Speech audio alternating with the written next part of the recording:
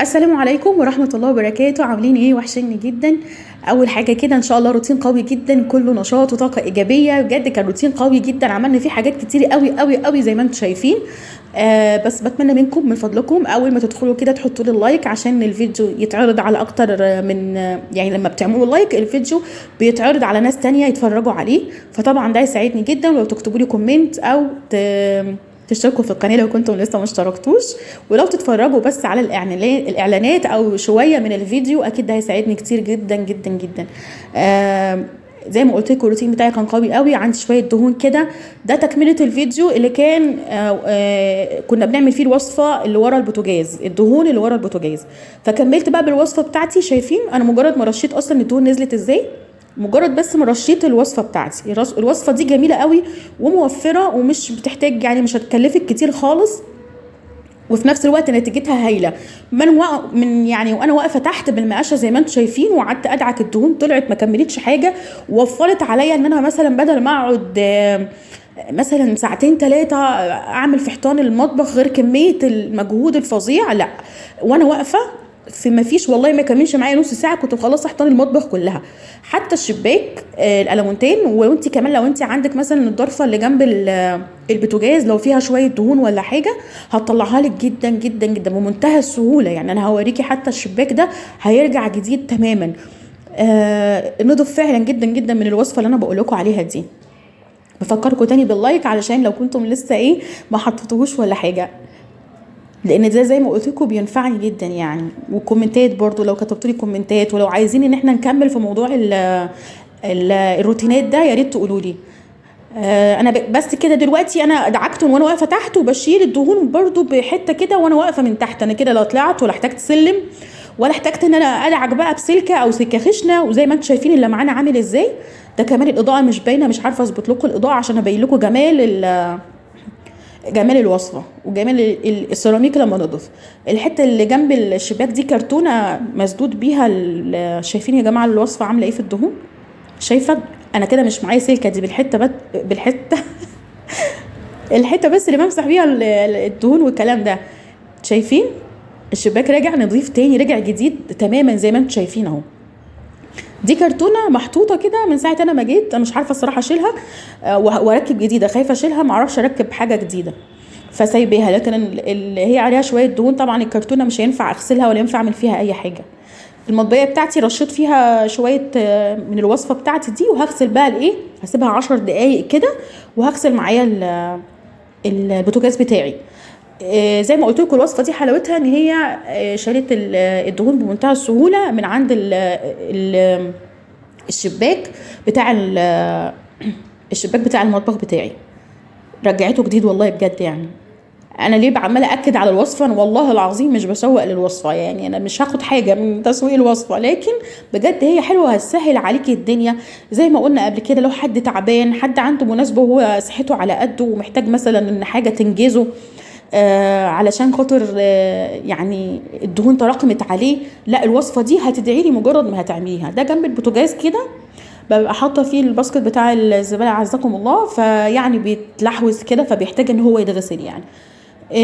عدى بقى كده حوالي 10 دقايق وغسلت المطبقيه بتاعتي. طبعا انتوا عارفين انا ما عنديش مطبخ، فالمطبقيه دي تعتبر المطبخ بتاعي يعني.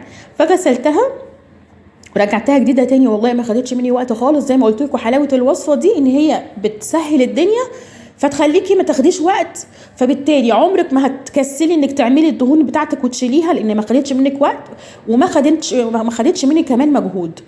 الفوطه اللي انتوا شايفينها دي الفوطه بتاعت الشخص اللي كان بيعمل لي البوتاجاز وكده، فانا ما رضيتش ارميها، قلت لو هو عايز يجي ياخدها يعني. تمام. دخلنا بقى على طول بعد ما خلصنا المطبيه بتاعتي، دخلنا بقى على المطبخ لمينا الدنيا. زي ما قلت لكم في اول حاجه بنعملها ان احنا لازم نلملم الدنيا حوالينا، نخليها كده نظيفه عشان وهاديه، وتحطي كله عند الحوض وتبتدي بقى تغسلي عشان ما تغسليش وترجعي تروحي تجيبي وتلفي تاني وتجيبي وتغسلي، صعب. انا كده لفيت جبت كل اللي كان المواعين اللي محتاجه تتغسل وحطيتها عند الحوض عندي.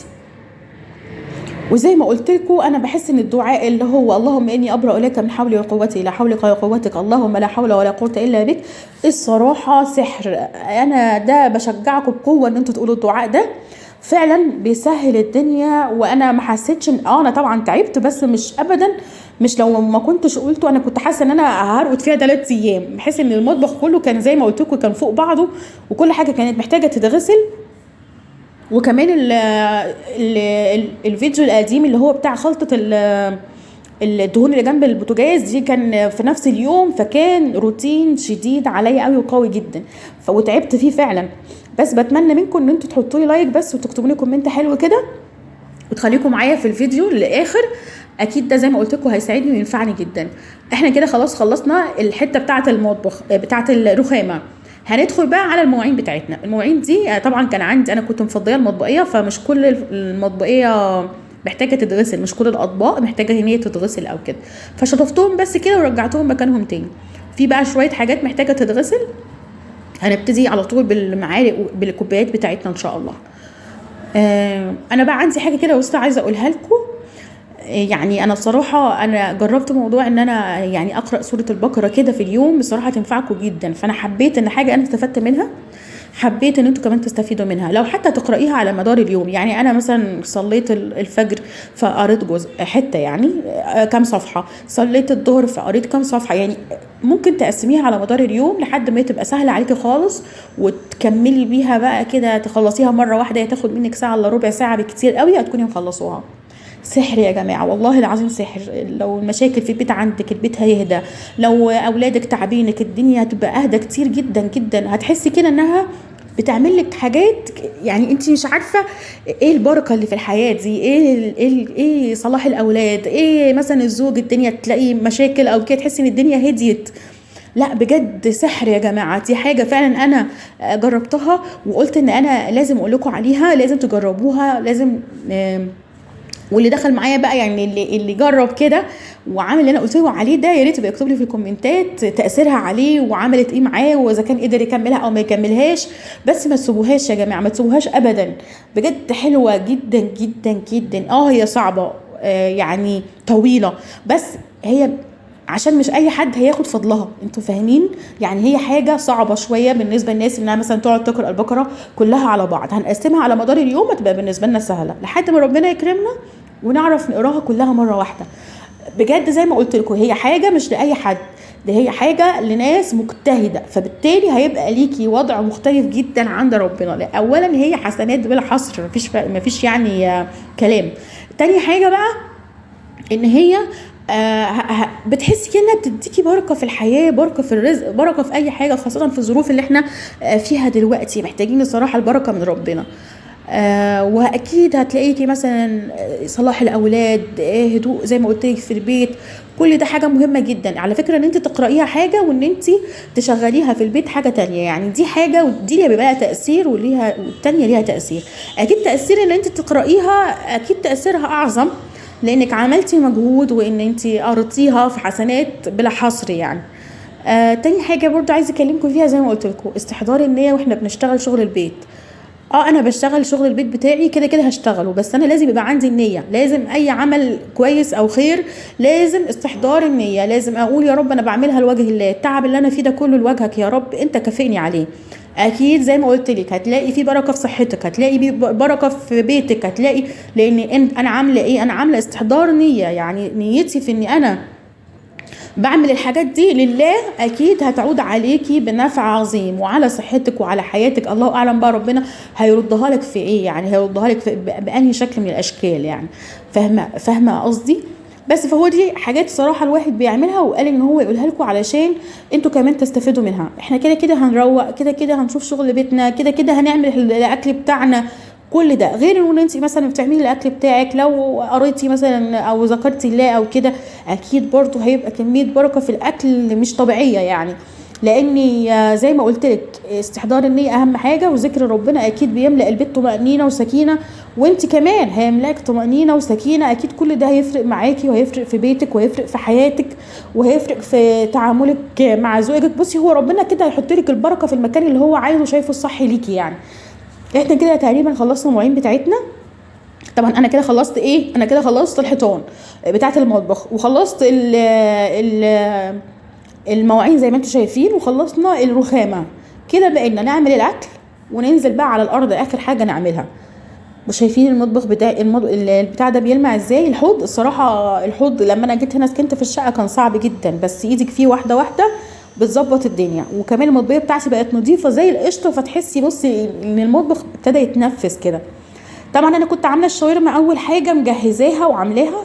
الطريقه بتاعتها دي تحفه تحفه تحفه، مش عشان انا اللي عاملاها، انا زي ما قلت لكم اكيد مش انا اللي اخترعت الحاجات دي، انا جربت الطريقه ولقيتها حلوه جدا جدا جدا. يعني بصي لما بعملها الاولاد بيبقوا طايرين بيها، واي حد بياكلها عندي بتعجبه جدا.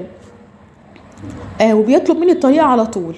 فلو انتوا حابين الطريقه انا هحطها لكم في اخر الفيديو ان شاء الله. بعد ما الفيديو ده يخلص هتلاقي طريقه عمل شاورما الفراخ حلوه قوي قوي. طبعا انا كنت عاملاها قبل ما كيلو البانيه يبقى بالارقام الفلكيه دي يعني.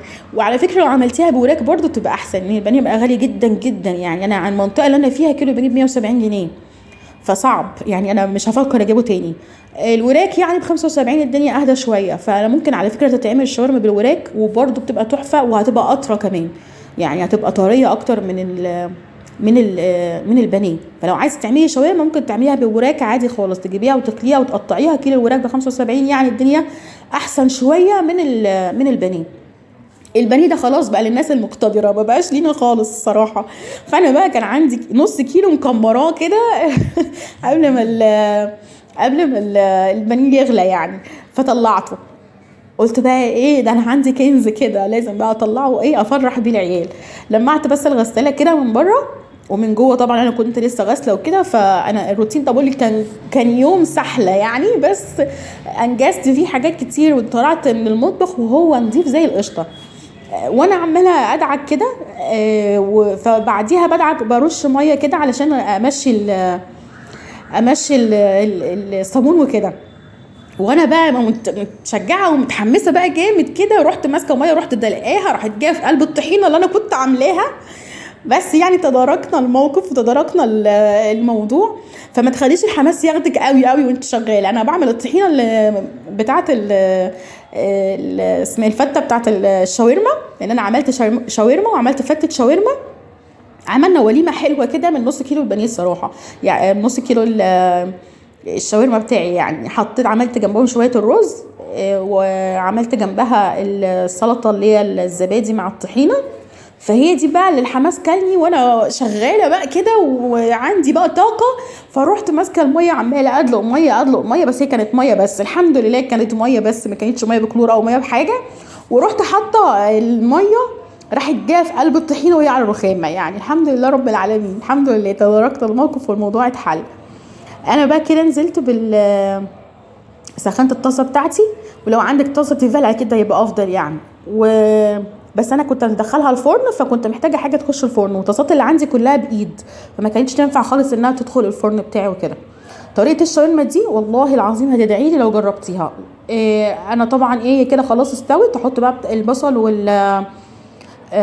والفلفل بتاعي. عفوا يا جماعه، ممكن تكتري البصل عن كده، انا بس كان البصل ده شويه صغيرين. لكن انت ممكن تكتري البصل عن كده عشان تديكي كميه اكبر، عشان تكفي عدد اكبر، يعني لو انت عندك اولاد اكتر او كده.